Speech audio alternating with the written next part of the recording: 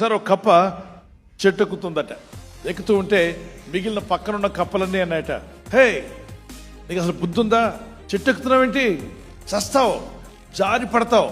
మొన్న పలానా కప్ప జారిపడి దాన్ని నడ్డిరిగింది అని చెప్తుంటే దానికి సరిగా అర్థం కాదు, సరిగా వినబడదు. కాబట్టి అదేమనుకుంటుందంటే, శబాష్ బాగా ఎక్కుతున్నావు అంటున్నారు అనుకుంటుంది. అది నువ్వు చాలా బాగా ఎక్కుతున్నావు అని ప్రోత్సహిస్తున్నాను అనుకొని ఎక్కి ఎక్కి ఎక్కి పైకి వెళ్ళిద్దట.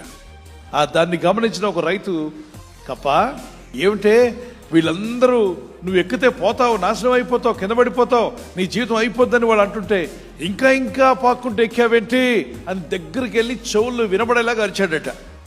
ఆ రైతు మాటకు ఆ దగ్గరికి వెళ్ళి అరిచినప్పుడు దానికి అర్థమైంది, ఓహో వాళ్ళంతా నన్ను ఎక్కొద్దన్నారా, వాళ్ళు నన్ను తిట్టారా, నా జీవితం ఎందుకు పనికిరాదన్నారా, నా బ్రతుకు అయిపోద్దన్నారా. నాకు చెవుడు సార్, నాకు అలా అర్థం కాల. ఎలా అర్థమైందంటే, సూపర్ అన్నా, నువ్వు ఎక్కగలవు అన్నట్టుగా నాకు పాజిటివ్గా అర్థమైంది. మీ చుట్టూ ఉన్న వాళ్ళు మిమ్మల్ని ఎన్ని విధాలుగా దూషిస్తూ ఉన్నా పాజిటివ్గా తీసుకో. నువ్వు ప్రపంచంలో ఎంత మంచి బెస్ట్ వర్క్ చేసినా దాన్ని విమర్శించేవారు లేకపోరు. ఈ లోకమే అలాంటిది. కాబట్టి విమర్శలు లేకుండా బతకాలంటే అయ్యే పని కాదు. నువ్వు పాజిటివ్గా ముందుకు వెళ్ళు.